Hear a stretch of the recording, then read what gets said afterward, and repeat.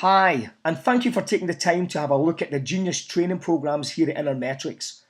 I'm Alan Miller, Managing Director of InnerMetrics International, and in conjunction with Jay Niblick, CEO of InnerMetrics Incorporated, we've designed these training programs we call the Big Six. 6 programs we are asked for by clients all over the world that make a real difference to the people and organizations. Leadership, management, teams, communication, selling, customer service. We want to share these programs with you to show just how personalised these really are. And one major difference with these programs, they've been designed with 3 distinctive tools we have at InnerMetrics, covering a person's behaviour, what drives and motivates them, and how they think and make decisions. Each program has these world-class tools embedded in the training, so every single person who attends the training will have their own personal outcomes with action plans they can apply within their organisations. We are super excited at the responses we've had so far, and we'd love your feedback as part of our journey to making a difference and adding real value. I'd like to hand you over to Jay Niblick, who will take you through a selection of slides and give you a flavour of each of the programs. Hey Jay, over to you. Thanks, Alan. Let's dive in, everybody. In the InnerMetrics Genius Team Development Training Program, we're going to take our experience with tens of thousands of organizations around the world and condense it all into a program that talks about how to get the most effective teams. It's about team building, it's about effective communication, and effective interpersonal collaboration. So we'll walk through the introduction in the course. Everybody in the program, every team member gets their own team profile, a personal strengths and weaknesses profile. We're going to explore that, unpack it, and understand the individual traits, characteristics, and strengths and weaknesses of the individual team players. We'll talk a little bit about what a team is anyway, go back, create some foundational understanding of the purposes of teams and the cores to an effective team, the 8 attributes of a highly performing team, and about shaping the vision of the team. We'll move into talking the traditional forming, storming, norming, and performing model of creating effective teams, but it's updated to a more contemporary level where we also talk about mourning for longevity of a very effective, long-lasting, high-performing team. We'll go through a lot of exercises, unpacking and exploring how the teams best interact with each other, preferred means of communications, and what their different motivations are for being on the team. It's really about understanding the individuals. So the objectives are by the end of the workshop, you'll have reflected on your own team's strengths to identify the opportunities to apply new practices that enhance your team's effectiveness. This involves individual strengths as well as an aggregate of those into the overall team strengths. Conversely, we'll also look at individual weaknesses and team weaknesses and how we can plug and fill those in. We'll have explored a range of teamwork principles, core practices, and things that will help you harness and maximize the team's individual and group potential. And we're going to formulate action plans with the individual team members in the room on how to clearly define the next steps that will allow that team to translate everything they've learned and apply it. There's no real value in knowledge unless it can be applied. So, again, we're talking about the 8 attributes of a high-performing team, talking about how they share responsibility, what participative leadership looks like. It's not just something the leader's responsible for. Everybody on the team has to lead through participation. That's when the teams do the best. Talk about how change and an opportunity there is really a good thing, because a lot of the team members may not understand that.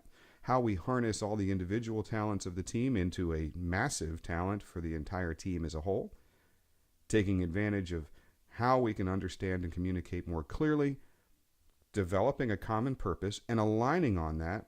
One of the bigger things we find is that teams actually ask 8 team members what their purpose is, and they'll end up giving us 6 to 8 different answers. And we'll focus on the task at hand and create some very practical and tactical action steps to move forward. Forming involves clarifying organizational goals, defining the job descriptions, identifying individual skills so they can be brought together as a whole, setting personal and team goals, and creating that competency framework for who's going to be responsible for what. Once we do that, next comes storming, shaping individuals into a team, getting them to all work and push in the same direction, smoothing out any of those rough edges or outliers. This is going to create the potential for conflict because we're pushing everybody, getting them all to line up like a team of horses. That conflict has to be understood, identified, and there are techniques for how those conflicts can be resolved. Agreeing as a team, making the decisions and what the processes are, and creating the culture of honor. From there, we move to norming, which is about blending and massaging overall team performance, stabilizing any individual outliers or results, shoring them up, providing positive, constructive feedback to continue the stabilization and improvement of performance, being decisive about dealing with any issues, and cultivating a personal potential where those individual team members clearly understand how they're both going to benefit the organization, the team, and themselves.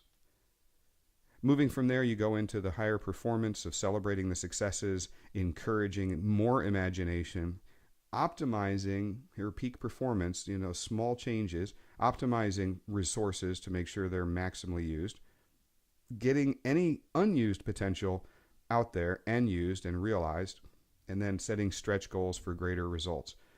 And lastly, the more contemporary version of this is mourning. We do have team members that will leave.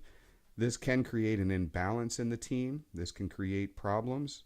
Anytime one cylinder of an engine is taken offline, it stresses the other cylinders. So we need to either understand how to reform and create a problem, or turn a problem into a solution, fill that gap, or reform. We may need new members to be recruited. We need to understand who's going to be the ideal fit, take them through the process of engaging and getting back in. Or sometimes the team just needs to fill that hole in itself, and we understand how we can do that. And this is back into the storming mode after that. So everybody in the team program will receive their own behavioral profile, helping them understand how they prefer to communicate, how others prefer to communicate. This is part of the training in the course, and will appreciate the ways that people perceive my contact, my information, and vice versa, so we can improve effectiveness and communication within team members. That profile on the individuals on the team is also going to understand their primary drivers. And it's important to have good diversity in this area to make sure that people are motivated in different areas. Team leadership needs to understand this so they can appreciate who's really there for what reasons and how they're going to help the team best achieve their results.